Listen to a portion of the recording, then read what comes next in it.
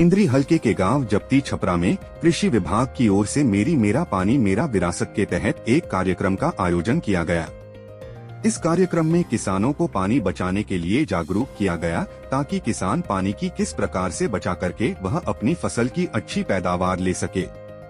इसके बारे में कृषि विभाग की ओर से आए अधिकारियों ने किसानों को टिप्स दिए। हाँ जी, आज क्या क्या कार्यक्रम रहा है? आज गांव जप्ती छपरा में धान की सीधी बिजाई मेरा पानी मेरी विरासत के बारे में जो है किसानों के बीच चर्चा हुई है और किसानों को यहाँ पे जागरूक किया गया कि अब की बार जो है इस एरिया में वैसे तो हर साल ये किसान धान की सीधी बिजाई करते हैं, तो अब की बार जो है एरिया बढ़ाने के लिए इनको जो है सलाह दी गई और उसके तहत सभी किसानों ने ये वायदा किया कि अब की बार जो है धान की सीधी बिजाई ज़्यादा से ज़्यादा की जाएगी। और क्योंकि उसमें जो है धान की सीधी बिजाई अगर हम करें तो पानी की बचत के साथ-साथ जो प्रोडक्शन है वो भी अच्छा आता है, क्योंकि इसमें जो है एक पानी भरने के बाद कद्दू करने की ज़रूरत नहीं होती, उससे ज़मीन जो है वो हार्ड नहीं होती। ज़मीन इसमें बिल्कुल जो है एक कह सकते हैं हम फौली रहती है, उससे जो पौधों की जो ग्रोथ है, रूट ग्रोथ है वो बड़ी अच्छी होती है। दूसरा, मेरा पानी मेरी विरासत के तहत धान की जगह अगर दूसरी फसल कोई उगाएँ हम, हमारे किसान, तो हरियाणा सरकार के द्वारा उन किसानों को प्रति एकड़ 7,000 रुपए की जो प्रोत्साहन राशि है वो दी जा रही है हर साल। तो अब की बार भी जो है किसानों के बीच हमने ये बात रखी है, इनको जागरूक किया यहाँ पे कि अब की बार भी अगर आप धान की सीधी बिजाई धान की जगह अगर दूसरी फसल लगाएँगे, तो हरियाणा सरकार की तरफ से 7,000 रुपए प्रति एकड़ आपको दिया जाएगा। तो किसान कितने परसेंट किसान यहाँ पर एग्री हैं दूसरी फसल लगाने के लिए? वैसे तो इस एरिया के जो किसान हैं वो हर साल दूसरी फसल धान को छोड़ करके दूसरी फसल उगा रहे हैं।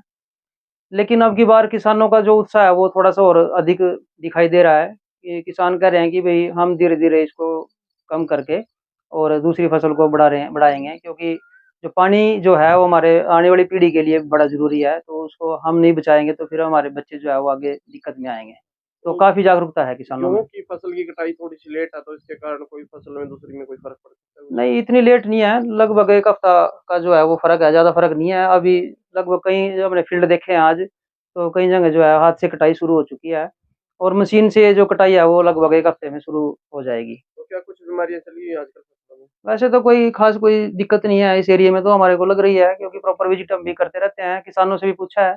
हल्का-फुल्का जो है कुछ ही 1-2 किले में पेड़ा रतुआ आया था, तो उसका जो स्प्रे है वो किसान टाइम पे उन्होंने कर दिया था, वो अब कोई दिक्कत नहीं है इस प्रकार की। जी, क्या नाम है जी? विनोद कुमार, सहायक तकनीकी प्रबंधक, इंद्री। फसल में आजकल क्या कुछ बीमारियाँ चली हुई हैं? फसल में अभी तो पीला रतुआ और सुंडी की शिकायत है, जो पिछले 75 गेहूँ है गन्ने काटने के बाद जो बोई गई, लेकिन अभी ठीक है। और हमारे यहाँ सबसे ज़्यादा समस्या तो बाढ़ की समस्या रहती है, जिसके कारण हमें मतलब जीरी के टाइम पे दिक्कत आती है, धान के टाइम पे। लेकिन डीएसआर से काफ़ी सुविधा मिलेगी, जैसा कि विनोद जी ने बताया, भई आने वाले समय में डीएसआर से अगर फसल बिजाई हो रही थी, तो बाढ़ आने के बाद वो ग्रोथ कर जाती है, तो उस दबाव में नहीं आती पानी के और उससे कोई ज़्यादा नुकसान नहीं होता। तो धान और गेहूँ से अलग अब की बार कुछ और फसल लगाई जाएगी? हाँ, अब की और फसलें बहुत सारी फसलें हैं भई, उनके बारे में जैसे ज्वार होगी, घास की फसलें हैं और कुछ बहुत सारी ऐसी फसलें हैं जो इनसे अलग बिजाई जाएँगी।